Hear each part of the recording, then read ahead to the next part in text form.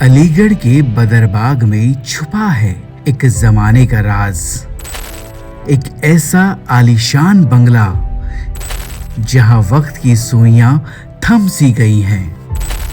جیسے ہی آپ اس عمارت میں قدم رکھیں گے، تاریخ کی دھول بھری کتابیں کھلنے لگیں گی۔ یہ محض ایک گھر نہیں، بلکہ یہاں اتہاس سانسیں لیتا ہے۔ اور پھر وہ پل جب ہم عمارت کے اندر داخل ہوئے، پروفیسر عرفان حبیب صاحب کتابوں کے جادو میں ڈوبے ہوئے تھے، جو وہاں سادگی میں چھپی ایک الگ ہی دنیا کا احساس کرا رہے تھے۔ ہم نے عرفان صاحب کے ساتھ بات چیت کا سلسلہ شروع کیا۔ بات چیت کے دوران عرفان صاحب نے دلچسپ بات بتائی۔ انہوں نے کہا کہ یہ گھر اور ان کی پیدائش دونوں ہم عمر ہے، یعنی دونوں نے اس دنیا میں اسی سال قدم رکھا۔ ورش 1931 میں برٹش کی ایک فرم نے یہ گھر بنایا تھا۔ حبیب صاحب نے ہمیں اپنی لائبریری کا بھی دیدار کرایا۔ کتابوں سے بھری الماریوں کے بیچ عرفان سر سے بات چیت میں ہم مشغول تھے۔ بات چیت کے دوران عرفان حبیب صاحب نے فارسی زبان کا ذکر کیا۔ ان کے لہجے میں ایک اداسی تھی جب انہوں نے کہا کہ اب فارسی کو پڑھنے والے بہت کم رہ گئے ہیں۔ علی گڑھ مسلم یونیورسٹی صرف ایک یونیورسٹی نہیں، ایک سوچ ہے۔ سر سید احمد خان کا وہ خواب جو تعلیم، تہذیب اور بیداری کی بنیاد بنا۔ کیسے علی گڑھ مسلم یونیورسٹی قائم ہوئی؟ کیا ہے علی گڑھ مسلم یونیورسٹی کا اتہاس؟ میرے ساتھ بات چیت کرنے کے لیے موجود ہیں ایک عظیم ترین شخصیت، ہسٹورین پروفیسر عرفان حبیب صاحب۔ سر، آپ کا DN24 میں بہت بہت استقبال، بہت بہت خوش آمدید۔ بہت شکریہ آپ کے الفاظ کا۔ کیسے ہیں آپ؟ ٹھیک ہوں۔ آپ کا ایک علی گڑھ سے بہت پرانا رشتہ ہے۔ آپ نے یہیں سے تعلیم حاصل کی اور پھر یہیں ہی پڑھایا، اس پر روشنی ڈالیے گا۔ میرے والد یہاں پروفیسر تھے، اس لیے میری تعلیم یہیں ہوئی، اور یہ ہندوستان کے لیے تو ایک بڑا کریٹیکل موقع تھا۔ آزادی بھی ہوئی اور بٹوارا بھی ہوا، لیکن اس کا ایک نتیجہ یہ ہوا کہ علی گڑھ یونیورسٹی کے سٹاف میں بہت جگہ ہو گئی، بہت سے لوگ پاکستان چلے گئے۔ تو چنانچہ جیسے ہی میں نے MA پاس کیا تو میرا یہاں لیکچرر کا تقرر ہو گیا۔ ہندوستان کے لیے بدقسمتی تھی، میرے لیے خوش قسمتی تھی۔ تو اس طرح سے جیسے آپ ہسٹورین ہیں، اگر آپ کی زندگانی کو جانا جائے، صبح سے لے کے شام تک کس طرح روٹین رہتا ہے آپ کا؟ کیا اپنی زندگانی؟ میں تو اب ریٹائر ہو گیا ہوں۔ جی، ظاہر ہے اب زندگی بالکل الگ ہو گئی ہے۔ پہلے تو وہاں جاتا تھا، پورے اپنی ڈیوٹی آورس تھے، اب تو گھر پہ رہتا ہوں۔ تو میں جو اپنی ریسرچ کر رہا ہوں وہی کرتا ہوں جو زیادہ تر مغل عہد کی ہے۔ اب یہ ہے آج کل کہ فارسی تو ایران کی وجہ سے اب بھی لوگ پڑھتے ہیں، لیکن جو مغل زمانے میں فارسی لکھی جاتی تھی شکست میں، اس کو پڑھنے والے بہت کم رہے، مطلب درجن بھی اگر ہو جائیں تو بات۔ تو وہی میرا پیشہ ہے، میں ان کو پڑھتا ہوں اور ان سے ان پر کوئی جو علم حاصل ہوتا ہے اس پہ مضمون لکھتا ہوں۔ فارسی شکست کہلاتی ہے۔ سر، علی گڑھ کا نام علی گڑھ کیسے پڑا؟ اس کے پیچھے کیا کہانی ہے؟ یہ کہا جاتا ہے، حالانکہ تاریخوں میں سند اس کی ملنا مشکل ہے، لیکن 19ویں صدی ہی سے اس پہ کہا گیا کہ یہ نام نجف علی خان کے اوپر پڑا، اور نجف علی خان دہلی میں پولیٹیشین تھے، کورٹ میں ان کا اثر تھا، وہ مہاجی سندھیا سے ان کی دوستی تھی۔ تو سندھیا کے قبضے میں جب کول آیا، کول اس کا نام تھا شہر کا، تو انہوں نے یہاں جہاں مسجد ہے اور ایسے سال ہے وہ پکی بارک اسی لیے کہلاتا تھا، یہاں انہوں نے اپنا اڈہ قائم کیا فوجی، اس کا نام علی گڑھ رکھا، شہر کا نام کول رہا۔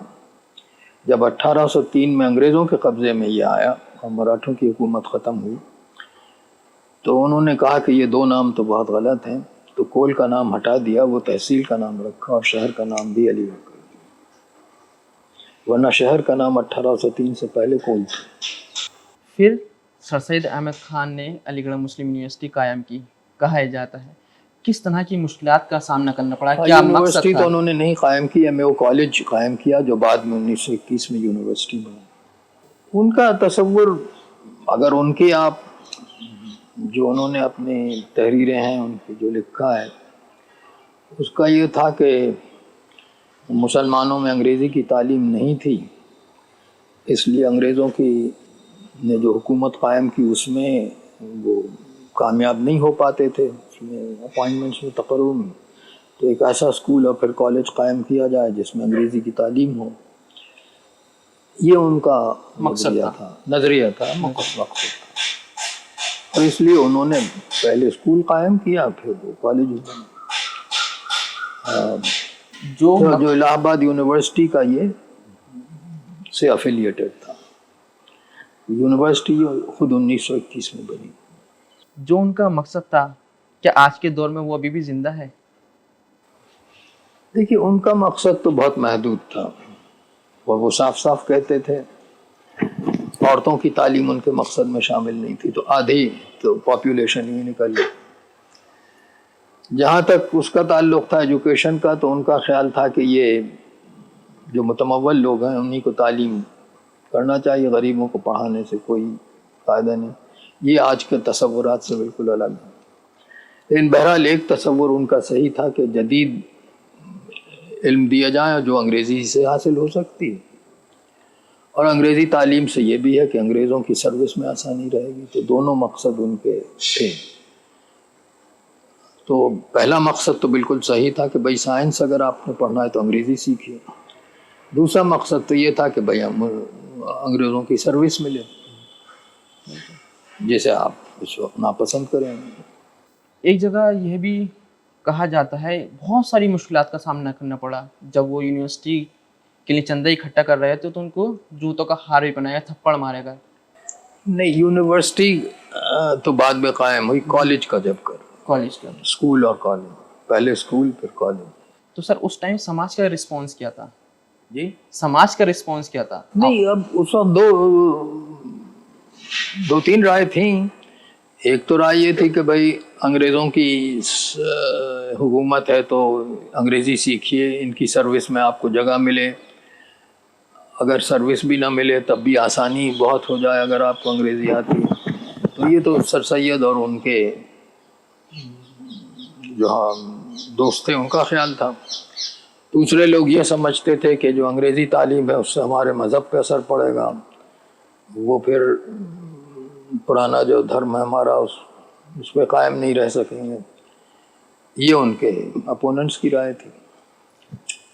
تو اور اپوننٹس بھی اچھے خاصے تھے، ایسا نہیں کہ ان کی تعداد کم ہو، اور ان میں بہت سے لوگ ایسے بھی تھے جو ہندوستان کی آزادی کے اسٹرگل میں شامل ہوئے۔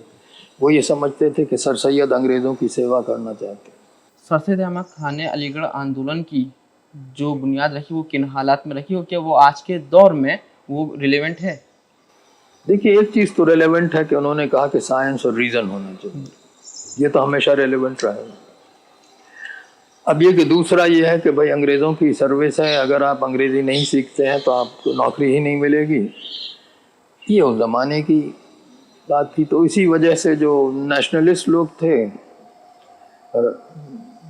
راشٹریہ آندولن کے جو تھے، وہ ان کے خلاف تھے کہ آپ تو انگریزوں کی سیوا کرنا چاہتے ہیں۔ آپ نے کئی دشکوں تک ایجوکیشنل اور سوشل ماحول دیکھا ہے، اس ادارے میں آپ کے نظریے سے کتنی تبدیلی نظر آئی ہے؟ ایک تو یہ کہ بہت بڑا ہو گیا، پہلی بات تو یہ ہے۔ جب 1947 میں آزاد ہوا ہے، اس میں کوئی یونیورسٹی میں اسکولوں کو چھوڑو کوئی 800 سے 1000 اسٹوڈنٹس تھے، اب آپ کو معلوم ہے 20,000 سے اوپر۔ ہاسٹل بہت کم تھے، تو ایک تو بہت بڑی ہو گئی ہے یونیورسٹی۔ دوسرے یہ کہ بہت سی چیزیں جو اب پڑھائی جاتی تھیں اس زمانے پڑھائی ہی نہیں جاتی تھی، وہ بھی بڑھا ہے۔ انجینئرنگ کالج قائم ہوا تھا اس وقت، ڈاکٹر ضیاء الدین نے کیا تھا، لیکن بہت چھوٹا تھا، اب تو ایک بہت بڑا ادارہ ہو۔ تو اس طرح یونیورسٹی بہت بڑھ گئی ہے۔ 1947 میں ہم سمجھتے تھے کہ 3000 ہی بہت بڑی نمبر ہے، اب 20,000 سے بھی زیادہ ہے۔ سر سید احمد خان نے جو مسلمانوں کے لیے راستہ دکھایا تھا، وہ جیسا آپ نے ذکر کیا، انگلش، ان کو نوکری، انگریزوں کے ٹائم نوکری ملے، یا ان کا تصور صرف ویسٹرن سائنس تک محدود تھا یا اس سے آگے بھی کچھ تھا؟ دونوں تھا۔ وہ یہ بھی سمجھتے تھے، اور اسی لیے نیچر ہی کہلاتے تھے، کہ سائنس جڑ ہے اور مذہب اپنی جگہ پر ہے، لیکن جہاں تک دنیا کے معاملات ہیں وہ سائنس اور ریزن پہ ہونا چاہیے۔ اور اس کو انہوں نے بہت صاف الفاظ میں بھی کہا، جس سے مسلمان بہت خفا بھی ہوئے، لیکن وہ بالکل مذہب اور دنیا کو الگ رکھنا چاہتے۔ تو یہاں تک تو بھائی ہر ایک ان کے ساتھ دے گا، لیکن اس میں انہوں نے کہیں کہیں مسلم کمیونلزم کو بھی بڑھاوا دے دیا، جو بعد میں میرے خیال میں نقصان دہ ہوا اس یونیورسٹی کے لیے۔ شروع میں تو نہیں تھا ایسا، لیکن کچھ انگریزوں کے اثر میں انہوں نے نیشنل موومنٹ کو، نیشنل تحریک کو مخالفت کرنا شروع کر دی۔ تو علی گڑھ میں ان کی زندگی میں تو نہیں، لیکن بعد میں 2 پارٹیز ہو گئیں، ایک لائلسٹ اور ایک نیشنلسٹ، اور پھر وہ بعد میں وہ کمیونل اور نیشنلسٹ ہو گئیں۔ تو یہ تو ہر جہاں بھی تعلیمی ادارہ ہوتا ہے، جہاں ایڈیولوجیکل بیٹلز ہوتی ہیں، وہاں یہ ہوتا ہے، اس میں کوئی ایسی بات نہیں۔ بعض لوگ مذہب کو بڑا سمجھتے ہیں، بعض لوگ نیشن کو بڑا سمجھتے ہیں۔ سر سید احمد خان کو ماڈرن ایجوکیشن کا بانی بھی کہا گیا۔ آج کے دور میں جو ماڈرن ایجوکیشن ہے، ماڈرن ایجوکیشن کے بانی تو وہ نہیں تھے، ظاہر ہے، اس سے پہلے ہو چکی تھی، کلکتہ اور بامبے یونیورسٹیز بن چکی تھی، تو بانی ہندوستان میں بھی بانی نہیں تھے، دہلی کالج بن چکا تھا۔ لیکن ہاں، انہوں نے اس کے لیے بہت کوشش کی، اور علی گڑھ میں ایم اے او کالج قائم کر کے، ان کے زمانے میں تو یونیورسٹی نہیں بن سکی، لیکن ایم اے او کالج بنا کر انہوں نے جو الہ آباد یونیورسٹی کا یونٹ تھا، بہت بڑا اہم کام دیا۔ پہلے اسکول بنایا، پھر کالج۔ کہہ سکتے ہیں علی گڑھ مسلم یونیورسٹی ایک ادارہ نہیں، ایک تحریک ہے۔ کیا آج کل نوجوان پیڑھی اس روح کو سمجھ رہی ہے؟ نہیں، میرے خیال میں تحریک تو اسے نہیں سمجھنا چاہیے، تحریک تو ہر یونیورسٹی ہوتی ہے۔ مطلب یہ ذہن میں رکھنا چاہیے کہ یونیورسٹی کا کام کوئی سیاسی تحریک نہیں ہے، بلکہ علم پہنچانا ہے۔ اس کے بعد جو بھی آدمی اپنے لیے طے کرے، یہ کوئی یونیورسٹی کا کام نہیں ہے کہ ہندو دھرم کو پھیلائے یا اسلام کے دین کو پھیلائے۔ اس کا کام تو یہ ہے کہ علم دے، نالج ہے، فیصلہ آپ کیجئے۔ تو ظاہر ہے کہ یہی جو بھی ایجوکیشنسٹ ہوتے ہیں، سید احمد خان ہو یا وہ، لیکن جب آپ عمل کے دائرے میں جاتے ہیں تو گورنمنٹ گرانٹ بھی اہم ہو جاتی ہے۔ تو اگر سید احمد خان گورنمنٹ کے خلاف ہوتے تو کالج ہی نہیں بن پاتا۔ تو ان پر یہ الزام لگانا کہ وہ گورنمنٹ کے ساتھ تھے اور کانگریس کے مخالف تھے، یہ میرے خیال میں غیر سمجھداری کی بات ہے، جہاں تک میں سمجھتا ہوں۔ ان کا تو یہ خیال تھا کہ بھائی گورنمنٹ کو خوش رکھو تو گرانٹ ملے گی، تھوڑی بہت ہی کم گرانٹ ملتی تھی، لیکن وہ بھی ورنہ بند ہو جائے گی۔ تو علی گڑھ کے ادارے کا بھی انہیں خیال تھا، تو اسی لیے کانگریس کی جو مخالفت کی، اس میں کہ بنا یہ تھی۔ اب اس مخالفت کا مذاق بہت اڑایا جاتا ہے، کیونکہ اس میں بہت سی ایسی چیزیں کہہ گئے کہ جو اب ہمیں مذاق خیز معلوم ہوتی ہے۔ آپ کے نزدیک سے اگر میں جاننا چاہوں تو ایم یو نے ہندوستان میں سیکولرزم اور گنگا جمونی تہذیب کو کس طرح مضبوط کیا؟ دیکھیے، جب آپ علم پھیلاتے ہیں تو یہ سب باتیں ہوتی ہیں، آپ اس میں سیکھتے ہیں کہ ہر انسان جو ہے وہ دھرم یا قوم یا ریس کی اس میں نہیں ڈیوائیڈ ہو سکتا۔ علم جو ہے وہ ہر آدمی سے ظاہر ہے اگر مسلمان یہ سمجھیں کہ مسلمانوں ہی سے علم حاضر ہوا تو کچھ بھی نہیں رہ جائے گا، پھر نہ آئنسٹائن ہوں گے نہ کوئی اور ہوگا. تو علم کی جو حد ہے وہ مذہب سے بالکل الگ ہے. اس لیے کوئی یونیورسٹی بھی، چاہے وہ ہندو یونیورسٹی آف بنارس ہو یا مسلم یونیورسٹی آف علی گڑھ ہو، وہ اپنے دھرم تک محدود نہیں رہ سکتی. میں تو یہ کہوں گا کہ مدرسہ بھی نہیں رہ سکتا یا پاٹھشالہ بھی نہیں رہ سکتا ایک دھرم کا، کیونکہ پورے ہندوستان کی نالج میں تو سبھی آتے ہیں دنیا کی. تو اس لیے مذہب کی الگ جگہ ہے اور نالج اور ایجوکیشن الگ ہے. آپ نے سر آزادی سے پہلے اور آزادی کے بعد دونوں چیزیں دیکھی ہیں، ایک طرح سے کہہ سکتے ہیں پڑھائی کتنی ترقی ہوئی پڑھائی میں. آج کل اے آئی آرٹیفیشیل انٹیلیجنس بھی آ چکا ہے، تو دیکھا جائے تو ایجوکیشن سسٹم کو کتنی ترقی مل رہی ہے آپ کے نظریے سے اگر دیکھا جائے؟ دیکھیے گنتی تو بہت بڑھ گئی ہے، اس میں کوئی شک نہیں. 1947 میں یہ بڑا تعجب سے کہا جاتا تھا کہ 3000 ہو گئے اسٹوڈنٹس یونیورسٹی کے اسکولوں کو ملا کر. اب 20,000 سے بھی زیادہ، بہت بھی زیادہ. تو یونیورسٹی بہت بڑی ہو گئی ہے، اس میں کوئی شک نہیں. بہت اس میں ڈپارٹمنٹ کھل گئے ہیں، ریسرچ ہو رہی ہے. وہ تو قوم نے روپیہ دیا یہاں، اس میں پنڈت نہرو کی بھی ہمیں یاد کرنا چاہیے. جہاں تک مجھے یاد ہے پنڈت نہرو 1947 کے بعد، اس سے پہلے تو آئے تھے علی گڑھ میں، لیکن 47 کے بعد پرائم منسٹر ہونے کے بعد 3 دفعہ آئے. اور بڑی شان و شوکت سے نہیں آتے تھے، موٹر میں بیٹھ کے چلے آتے تھے. کوئی ان کے زیادہ سے زیادہ ان کا ایک گارڈ ہوتا تھا اور وہ ہوتے تھے. تو دنیا الگ تھی.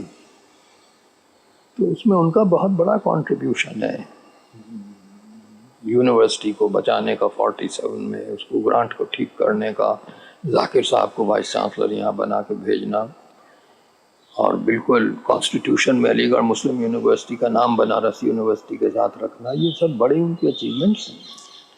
تو یہ بھی ہمیں بولنا چاہیے کہ پنڈت نہرو کا بڑا احسان ہے اس یونیورسٹی. اگر ماڈرن ایجوکیشن کی جب بات ہو رہی ہے، ماڈرن ایجوکیشن کی جب بات کی جائے تو ماڈرن ایجوکیشن میں اتہاس کو کس نظریے سے پڑھایا جا رہا ہے؟ کیا اس میں کوئی آئیڈیولوجیکل انکلینیشن دکھتا ہے؟ دیکھیے ایڈیولوجیکل انکلینیشن ہر سوشل سائنس سبجیکٹ میں، کیونکہ کاز اینڈ ایفیکٹ آپ دیکھتے ہیں، اس میں آپ کے جو پریجوڈیسز ہیں وہ آ جاتے ہیں. آپ کا جو بیک گراؤنڈ ہے اس سے آپ باہر نہیں نکل سکتے، یا آپ کے انٹرسٹ جو ہیں وہ لمیٹڈ ہیں. کوئی انسان ایسا نہیں ہو سکتا کہ دنیا کی ہر چیز میں انٹرسٹ ہو اس کو یا اس پہ نالج ہو. تو یہ لمیٹیشنس تو نالج کے ہوتے ہی ہیں. اس میں ظاہر ہے کہ نیشنلزم بھی آ جاتا ہے، اپنے ملک کی بیجا تعریف کرنا.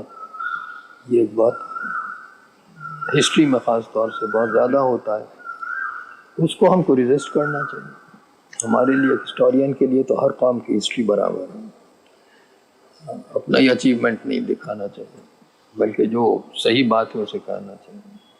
تو میں اتنا کہوں گا کہ جو انڈین ہسٹری کانگریس خاص طور سے اس میں قابل تعریف ہے کہ جب گورنمنٹ نے یہ سلیبس انٹروڈیوس کیا جس میں شروع یہی ہوتا تھا کہ آرین ہندوستان سے پھیلے. ارے بھائی کہاں سے یہ آپ نے کہہ دیا کہ آریہ یہیں سے پھیلے تھے، یا آریہ ہونے میں کوئی بڑی اچھی بات ہے؟ کوئی آریہ زیادہ قابل ہوتے ہیں نان آریہ سے. تو خواہ مخواہ آریہ ڈراویڈین ایشو اٹھایا گورنمنٹ آف انڈیا نے، لیکن ہندوستان کے مورخوں نے اس کی مخالفت کی اور یہ کہا کہ یہ ایشو ان ہسٹوریکل ہے، ایسی کوئی بات نہیں ہے. India is not the home of Arya. تو بہرحال کئی صوبوں نے اس سلیبس کو جو گورنمنٹ آف انڈیا نے بنایا اسی وجہ سے رد کر دیا. تو ملک میں ایسے آرگنائزیشن ہیں، میں نے انڈین ہسٹری کانگریس کا تو نام ہی لیا آپ کا، پھر سائنس کانگریس ہے، دوسرے ہیں.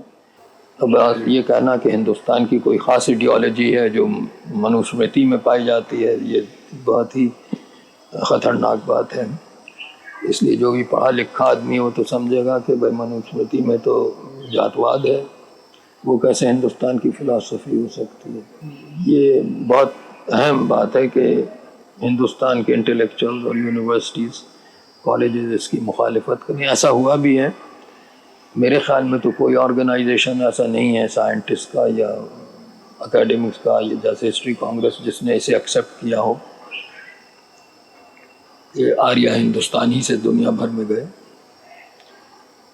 और कास्ट सिस्टम मुसलमानों की वजह से आया, ये दो चीज़ें, और ये बहुत सी उसमें तो हर चीज़ गलत है, तो उसका हर एक ने मुखालिफत की है, लेकिन बहरहाल वो उसे इम्पोज कर रहे हैं। अगर अलीगढ़ मुस्लिम यूनिवर्सिटी जब बात हो रही है इसके इतिहास की, तो अलीगढ़ मुस्लिम यूनिवर्सिटी में बहुत पुराने दस्तावेज भी मौजूद हैं, एक फ़ारसी कलेक्शन भी है। किस तरह देखते हैं, किस ज़माने के हैं वो, जो याद को तरोताज़ा कर कई देते हैं? कलेक्शन है, प्राइवेट कलेक्शंस भी हैं, लोगों ने अपने कलेक्शंस दिए हैं। हिस्ट्री डिपार्टमेंट में भी मैन्युस्क्रिप्ट कलेक्शन है। अब दिक्कत यह है कि वो फ़ारसी में है और बहुत से शिकस्त में है, जो शॉर्ट हैंड फ़ारसी होती है, तो उसको पढ़ने वाले बहुत कम होते जा रहे हैं। ये एक बहुत बड़ा मसला है हिंदुस्तान में कि अगर फ़ारसी नहीं आएगी तो हिंदुस्तान की 600 साल के इतिहास जो है वो कोई पढ़ने वाला ही नहीं रहेगा। मराठा हिस्ट्री तक फ़ारसी में लिखी गई है, तो वो क्या, पेशवा दफ्तर पूरा फ़ारसी में है।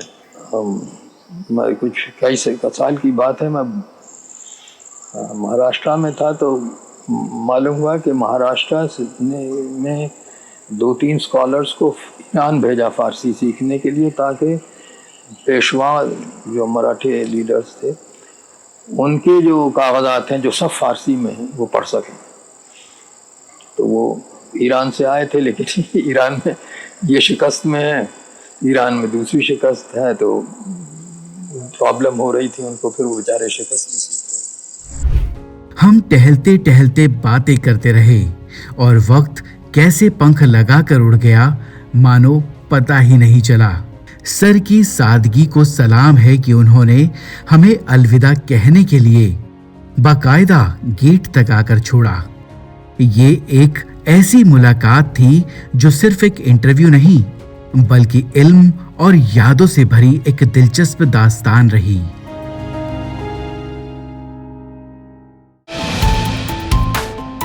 जो है आपके आसपास,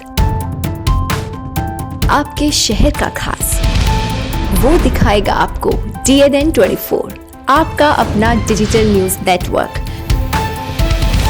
तो फिर कीजिए लाइक, सब्सक्राइब और फॉलो।